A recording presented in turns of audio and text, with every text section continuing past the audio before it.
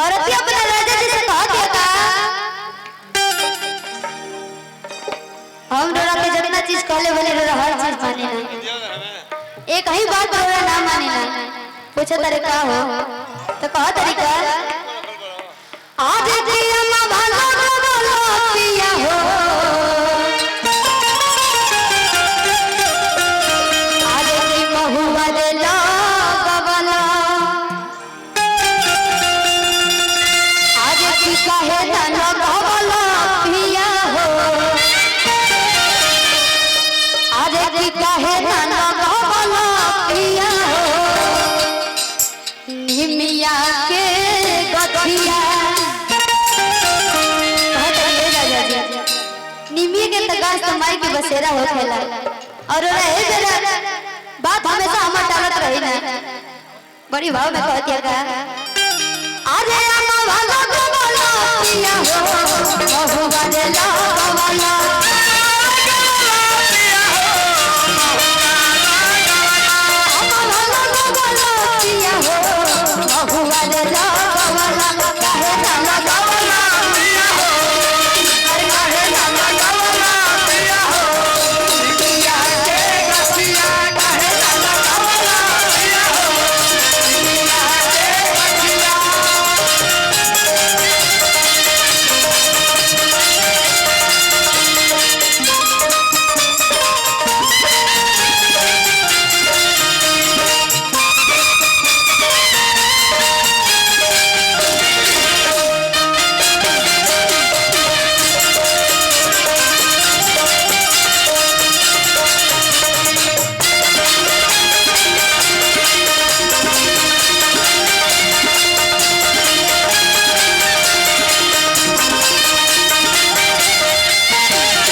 मुन्ना बाबा और संतोष सर जी की तरफ से बहुत बहुत उनका आशीर्वाद है और ये भी बड़ी प्यारा धुन बाजेला भैया प्यारी हो दस दे प्यारी हो दस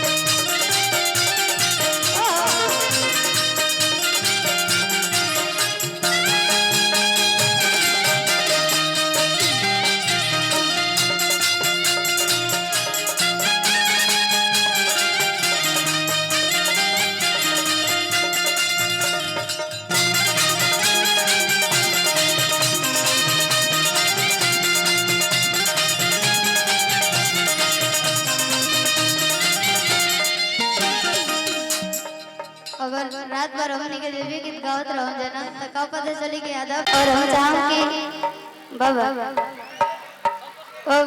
मुन्ना बाबा और आवाज सुनते हैं तो जल्दी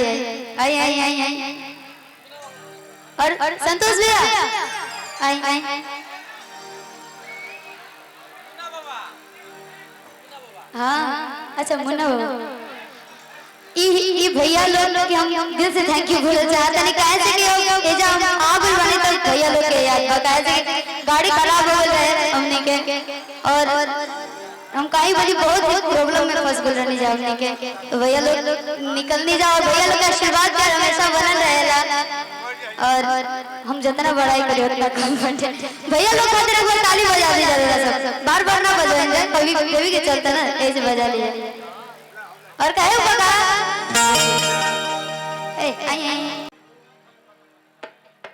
बहुत ही बढ़िया बात बा कि हमने के विकास भैया हमने के जब बोले नहीं और इतना सारा लोग सबके प्यार और आशीर्वाद लेवे के मौका देने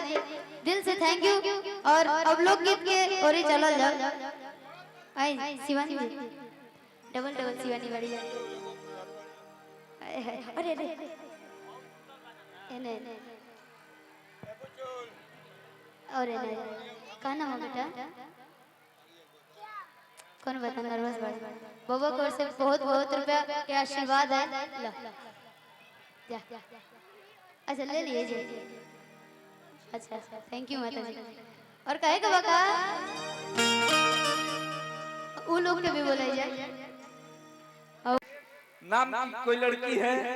वो खो गई है जिन व्यक्तियों का हो वो मंच पे आकर ले जाए धनंजय बाबू मंच के पीछे काजल जी नाम है राकेश राम जी की लड़की है पिपरा ग्राम के राकेश राम जी की लड़की है वो आए और मंच के पीछे से आकर ले जाए धनंजय बाबू लौटा सको तो मेरा टूटा हुआ विश्वास लौटा दो तुम हो बादल तो पूरी धरा का प्यास लौटा दो मजबूर हो किसी कारण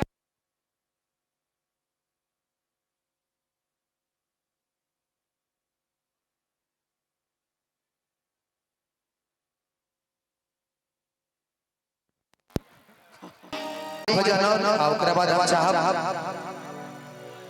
कि जे भी नृत्य करे वाले लोग बाजे भी निवेदन रही बाबा से कि बुला ली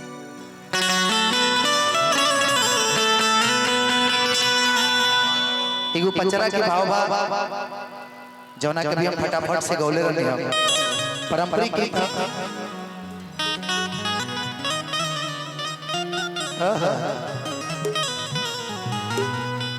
कि गैया के